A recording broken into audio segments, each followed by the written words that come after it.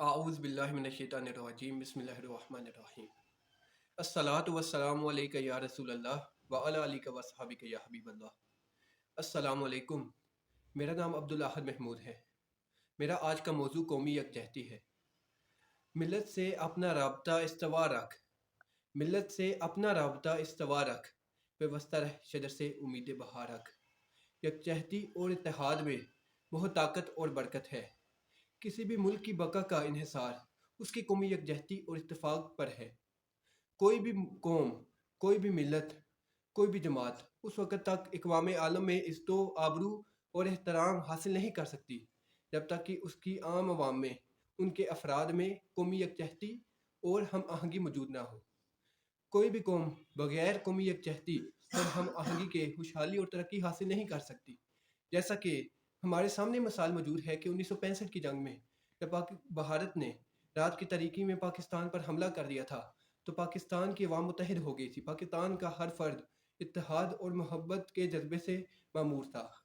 اس نے اپنے پاکستان کی فوج کے ساتھ مل کر اب بھارت کو ناکو چنے چبوائے اور بھارت کی اتنی بڑی فوج کو شکست دی اور پاکستانی قومی یکجہتی میں ایک اہم کردار ادا کیا۔ کوئی بھی تنہا فرد السلام علیکم، میرا نام مدثر ہے اور میں مانسیرہ سے تعلق رکھتا ہوں، اور آج جو ہمارا ٹاپک ہے وہ ہے قومی یکجہتی۔ یکجہتی کا مطلب آپس میں متحد اور اکٹھے ہو کر زندگی بسر کرنے کے ہیں۔ یوں تو قومی یکجہتی ایک چھوٹا سا لفظ ہے، لیکن اس کے اندر ایک جہاں کا معنی پوشیدہ ہے۔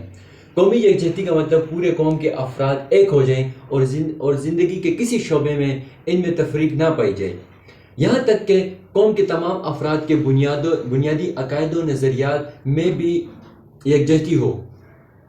تاریخ گواہ ہے کہ آج تک جس قوم نے ترقی کی ہے، اس کی بنیاد جو ہے وہ اتحاد و اتفاق ہی رہی ہے۔ اگر کسی ملک میں بڑے بڑے ذہین اور کامیاب سیاستدان موجود ہوں اور اس کے پاس بحری اور فضائی قوتیں موجود ہوں، لیکن اس قوم میں اتحاد و اتفاق کا جذبہ نہ ہو، تو ایسی قومیں کبھی ترقی نہیں کر سکتی۔ 1965 کی جنگ میں ہمارے پاس وسائل کم تھے، لیکن آپس میں اتحاد اور اتفاق کی وجہ سے، اخوت اور بھائی چارے کی وجہ سے ہم نے دشمن کو ناکو چنے چبوائے اور اس کا پاکستان کو ملیہ میٹ کرنے کا مقصد پورا نہ ہو سکا۔ مشکل سے مشکل کام انسان جو ہے وہ اکٹھے ہو کر آسانی سے کر سکتا ہے، کیونکہ وہ نفسیاتی طور پر اس کام کو آسان سمجھتا ہے۔ قومی یکجہتی انسان کے اندر ایک خاص قسم کا جذبہ پیدا کرتی ہے جو دلوں میں حوصلے اور ہمت کو۔ پاکستان میں 4 صوبے ہیں۔ ہر صوبے کا لباس، رہن سہن، خوراک، لباس ایک دوسرے سے مختلف ہیں، ایک دوسرے سے الگ ہیں، لیکن بحیثیت قوم ہم سب متحد ہیں۔ سب انفرادی طور پر اپنی شناخت برقرار رکھے ہوئے ہیں، لیکن جب ملک پر کوئی مصیبت آن پڑتی ہے تو سب اکٹھے ہو کر سیسا پلائی دیوار بن جاتے ہیں۔ یوں سمجھے کہ سب لوگ اپنے اپنے محاذ پر ملک کے لیے لڑ رہے ہیں، وہ جہاں جہاں بھی ہیں دوری کے باوجود متحد ہیں۔ مختصر یہ کہ قومی یکجہتی کسی بھی ملک کی ترقی، خوشحالی اور اقبال مندی کی ضامن ہوتی ہے۔ ہمیں چاہیے کہ اپنی انفرادیت کو برقرار رکھتے ہوئے ایک دوسرے کے ساتھ اخوت کا جذبہ پیدا کریں، ایک دوسرے کے کام آئیں، ایک دوسرے کے لیے ایک دوسرے سے بھائی چارے سے پیش آئیں، تاکہ ہماری قوم خوشحال ہو اور ترقی کرے۔ بقول شعر: افراد کے ہاتھوں میں ہے اقوام کی تقدیر، افراد کے ہاتھوں میں ہے اقوام کی تقدیر، ہر فرد ہے ملت کے مقدر کا ستارہ۔ والسلام۔ بسم اللہ الرحمن الرحیم۔ میرا نام احسن علی ملک ہے اور میرا تعلق راولپنڈی سے ہے۔ میرا جو آج کا ٹاپک ہے وہ ہے قومی یکجہتی۔ قومی یکجہتی سے مراد ہے قومی اتحاد۔ کسی بھی ملک کا قومی یکجہتی اور خوشحالی کا انحصار قومی اتحاد پر ہے۔ پاکستانی قوم مختلف علاقوں اور مختلف نسلوں پر مشتمل ہے۔ یہاں اپنی اپنی زبانیں بولی جاتی ہیں، جیسا کہ پنجابی، سندھی، بلوچی اور پشتو، لیکن ان کے درمیان دین اسلام ایک مشترک قدر ہے جو ہمیں اخوت، بھائی چارے اور یکجہتی کی بنیاد پر ہے۔ پاکستان جب مرز وجود میں آیا تو یہاں بہت سے لوگوں کے اپنے نقطۂ نظر تھے، اور ان سب کو سمجھنے کے لیے اردو زبان کو قومی زبان کا درجہ دیا گیا۔ کسی بھی ملک کی بقا اور خوشحالی قومی اتحاد پر ہے۔